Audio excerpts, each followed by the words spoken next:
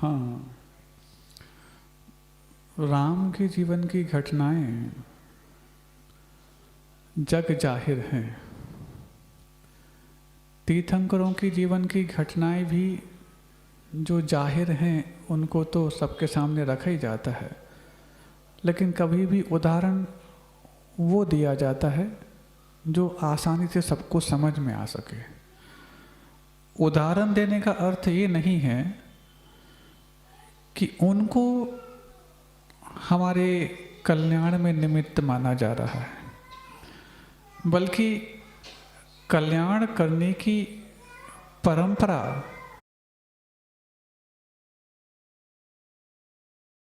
चाहे वो साक्षात हमें प्राप्त हो रही हो अथवा परंपरा से हमें प्राप्त हो रही हो, किस किस विषयों के रहते हुए उसको हम प्राप्त करते हैं और किन किन बाधाओं के होते हुए उससे हम वंचित हो जाते हैं।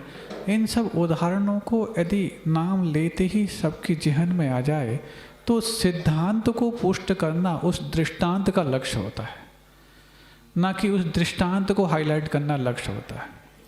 अब जैसे मान लो ये तो तीर्थंकर अथवा राम की बात हो गई, कई बार गांधी जी के समय की बात कर दी जाती, कई बार पुररवा भील के जीवन की बात कह दी जाती, यमपार चांडाल की बात कह दी जाती, अंजन चोर की बात कह दी जाती। ये सारे के सारे कथानक भले जैन ग्रंथों में वर्णित हैं, लेकिन क्या ये सारे के सारे जैन थे क्या? नहीं थे।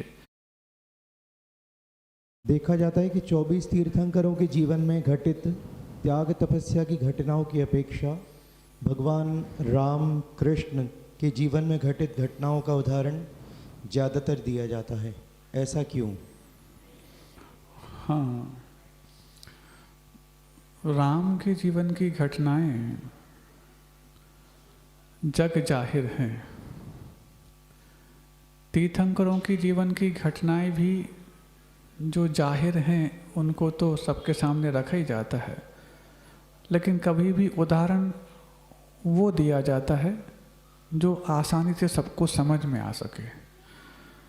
उदाहरण देने का अर्थ ये नहीं है कि उनको हमारे कल्याण में निमित्त माना जा रहा है, बल्कि कल्याण करने की परंपरा चाहे वो साक्षात हमें प्राप्त हो रही हो अथवा परंपरा से हमें प्राप्त हो रही हो, किस किस विषयों के रहते हुए उसको हम प्राप्त करते हैं और किन किन बाधाओं के होते हुए उससे हम वंचित हो जाते हैं। इन सब उदाहरणों को यदि नाम लेते ही सबकी जेहन में आ जाए तो सिद्धांत को पुष्ट करना उस दृष्टांत का लक्ष्य होता है, ना कि उस दृष्टांत को हाईलाइट करना लक्ष्य होता है। अब जैसे मान लो ये तो तीर्थंकर अथवा राम की बात हो गई, कई बार गांधी जी के समय की बात कर दी जाती, कई बार पुररवा भील के जीवन की बात कह दी जाती, यमपार चांडाल की बात कह दी जाती,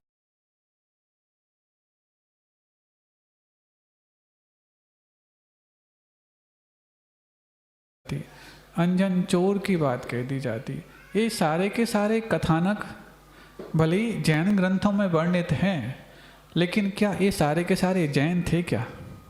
नहीं थे। लेकिन उदाहरण वो कि विपरीत परिस्थितियों में रह कर के भी कौन कल्याण के मार्ग पर कांक्षा विचिकित्सा दृष्टि प्रशंसा सम्यक दृष्टि रतिचारा, प्रशंसा और संस्तव कि अन्न दृष्टि प्रशंसा और अन्न दृष्टि संस्तव, ये सम्यक दर्शन में अतिचार माने जाते हैं, बिल्कुल माने जाते हैं। लेकिन अन्न दृष्टि प्रशंसा और अन्न व्यक्ति प्रशंसा, इन दोनों में अंतर है। अन्य व्यक्ति का मतलब जैनेतर भले ही हो वो, लेकिन वहाँ पर जैनेतर होने के कारण उसकी प्रशंसा की जा रही है ऐसा नहीं। उसकी प्रशंसा उसके व्यक्तित्व का जैनिज्म में पहले से व्याख्यान है, उसको पुष्ट करने के लिए प्रशंसा की जा रही कि जिन लोगों को आप पहले से जानते हैं उनका कौन सा व्यवहार है जो जिन शासन में पालन करने के लिए कहा गया है। इससे इनडायरेक्टली जर्नलिज्म का ही प्रचार प्रसार हो जाता है। अब मान लो किसी कैदी की प्रशंसा की जाए, अथवा जेलों में जाकर के भी साधुओं के गुरुओं के व्याख्यान होते हैं, तो जेलों में जाकर के व्याख्यान करने का अर्थ ये नहीं है कि, बल्कि अपराधी तक के प्राणियों के लिए भी कल्याण का रास्ता मिल सकता है, ऐसा जिन शासन में उल्लेख है, ये बात बताया जा रहा है। तो इस चीज़ को समझने की बहुत आवश्यकता है। हथकरघा की बात जहाँ तक है, वस्त्रधारी होकर के यदि हथकरघा का प्रचार करते तो बात समझ में आती है। जिन्होंने वस्त्र त्याग कर दिए वो हथकरघा का प्रचार प्रसार कर रहे हैं, तो लोग प्रश्न कर सकते हैं। यहाँ पर वस्त्र त्याग होने के बाद वस्त्रों का प्रचार नहीं किया जा रहा। जो वस्त्र उपयोग करते हैं उनको सात्विक वस्त्र कैसे उपयोग करने चाहिए, वो वहाँ पर अहिंसा की बात बताई जा रही है। इसलिए इन सब चीज़ों को बहुत सिर्फ मात्र उदाहरण मात्र से लेकर के प्रश्न आ जाना, ये अल्पज्ञता का सूचक तो हो सकता है, लेकिन जब हम इसको वाकई में समझते हैं तो लगता है कि हमारा अल्प ज्ञान इतनी छोटी सी बात को क्यों नहीं समझ पा रहा था। अब जहाँ तक बात है, आज विज्ञान ने सौरमंडल अथवा खगोल विज्ञान के बारे में जो कुछ भी बातें बताई हैं, आज खगोल विज्ञान के बारे में जो कुछ भी जर्नलिज्म है उसकी बात बताई जाए तो आपको एक बार में समझ में नहीं आएगी। लेकिन Sunita Williams, Kalpana Chawla, Rakesh Sharma, Neil Armstrong, Yuri Gagarin, इनके नाम लेकर के यदि हम अपने जर्नलिज्म को कैसे संभाल सकते हैं, कैसे पुष्ट कर सकते हैं, ये बात रखी जाए तो उदाहरण तो किसके आए? उन्हीं वैज्ञानिकों के आए जिनको आप जानते हैं। लेकिन पुष्ट क्या हुआ? जिन सिद्धांत पुष्ट हुआ।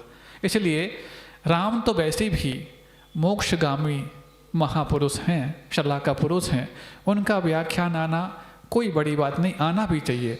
लेकिन राम के व्याख्यान के साथ साथ जब हम सबके आत्म राम पूज्य गुरुदेव आचार्य विद्यासागर जी महाराज का भी दृष्टांत आ जाता है, और ये कहने के साथ आता था कि राम की कुंडली और आचार्य विद्यासागर जी महाराज की कुंडली के जो ग्रह नक्षत्र हैं उसमें बहुत सी समानता है, इस बात को तो आज के ज्योतिषी भी सिद्ध कर चुके हैं।